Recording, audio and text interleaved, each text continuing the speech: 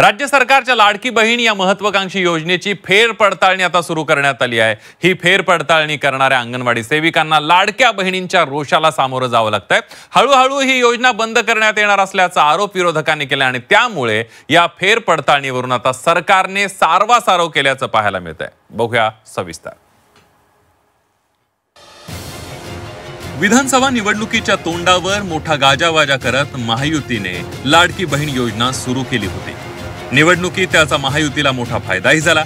मात्र सत्तेवर आल्यानंतर सरकारने वेगवेगळे निकष लावत लाभार्थी संख्येला कात्री लावायला सुरुवात केली आहे। आता एका घरात एकच लाडकी बहीण योजनेची लाभार्थी असा निकष लावून फेरपडताळणीला सुरुवात करण्यात आली आहे। त्यामुळे लाडक्या बहिणींमध्ये प्रचंड रोष निर्माण झालाय। सामान्य लाभार्थ्यांमध्ये संताप आणि भीतीही निर्माण झाली आहे आणि त्यामुळे सरकारनं लगेच सारवासारव करायला सुरुवात केली आहे। फेरपडताळणीमुळे महिलांमध्ये संभ्रम निर्माण झाल्याची कबुलीच महिला आणि बाल विकास मंत्री आदिती तटकरे यांनी दिली आहे। तर ही फेरपडताळणी करताना कोणत्याही पात्र लाभार्थी महिलेवर अन्याय होणार नाही असं म्हणत आदिती तटकरे यांनी यावर सारवासारव केली आहे। प्रत्येक जिल्ह्यातला जो काही आम्हाला डेटा मिळालेला आहे तो आम्ही जिल्हाधिकाऱ्यांच्या माध्यमातून सुपूर्द केलेला आहे। तिथं स्क्रुटिनी होईल। त्याच्यामध्ये सुद्धा काही असे आहेत जे पात्र ठरतील, काही असे आहेत जे प्रथम चौकशीमध्येच अपात्र झालेले असतील। हा त्यांनी एकदम सगळा जो रॉ डेटा आहे तो दिलेला आहे। याला आम्ही बायफर्केट करण्याचा प्रयत्न हा ग्राउंड लेवल पासून करत आहोत।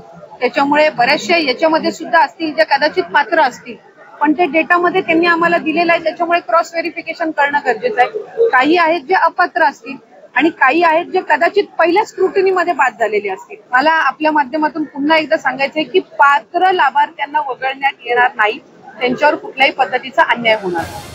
लाडकी बहीण योजनेत एकाच घरातील एक पेक्षा अधिक लाभार्थी असल्याचं आढळून आल्यानं सरकारने पडताळणी सुरू केली आहे। याचं काम अंगणवाडी सेविकांना देण्यात आलंय।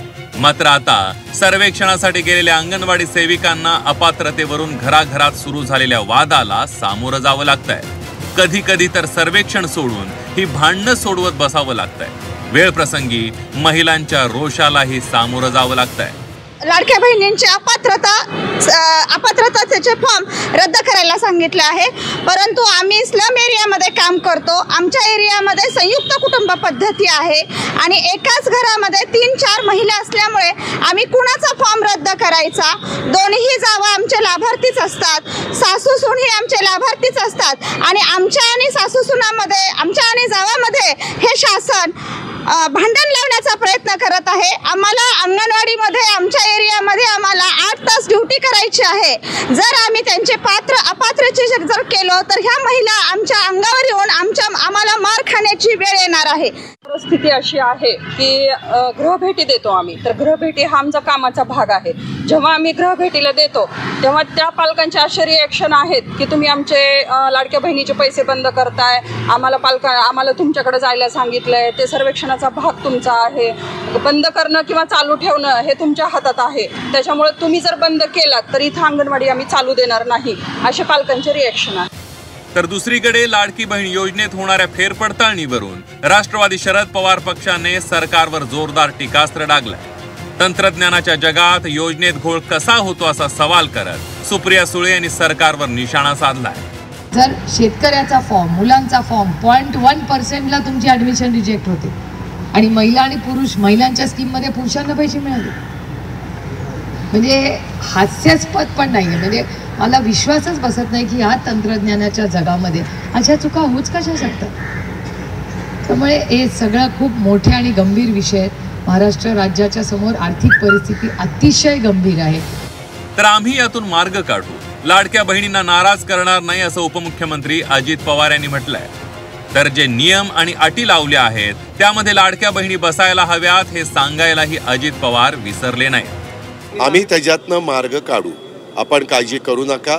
आम्हाला कुठेही आमच्या लाडक्या बहिणींना नाराज पण करायचं नाही, परंतु लाडक्या बहिणींच्या लाभार्थींच्या बद्दलच्या जे नियम आणि अटी लावलेले आहेत त्याच्यात त्या बसल्या पाहिजेत। मधल्या काळामध्ये माहिती अशी मिळाली की लाडक्या बहिणींच्या नावाखाली काही पुरुषांनी पण पैसे घेतले। मधल्या काळात माहिती अशी आली की काहींच्या घरामध्ये 4 चाकी वाहनं आहेत आणि ते पण लाडक्या बहिणींचे पैसे घेतात। आपण साधारण 2.5 लाख रुपये वर्षाचं उत्पन्न 2.5 लाखाच्या आतमध्ये असणाऱ्या आमच्या लाडक्या बहिणींना ही योजना आम्ही खऱ्या अर्थाने आणलेली आहे.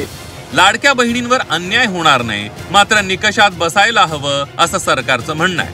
मात्र विधानसभा निवडणुकीच्या तोंडावर सरसकट लाडक्या बहिणींना लाभ देणाऱ्या सरकारची आता भाषा बदलली आहे. याआधी अनेक निकष लावत लाभार्थी संख्येला कात्री लावण्यात आली आहे. त्यात सुरू करण्यात आलेली फेरपडताळणीत एका घरातील एकच महिला पात्र ठरणार आहे. त्यामुळे लाभार्थी महिलांमध्ये योजना सुरू राहणार की बंद होणार असा मोठा संभ्रम निर्माण झालाय.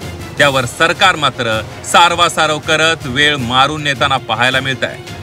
ब्युरो रिपोर्ट, झी 24 तास.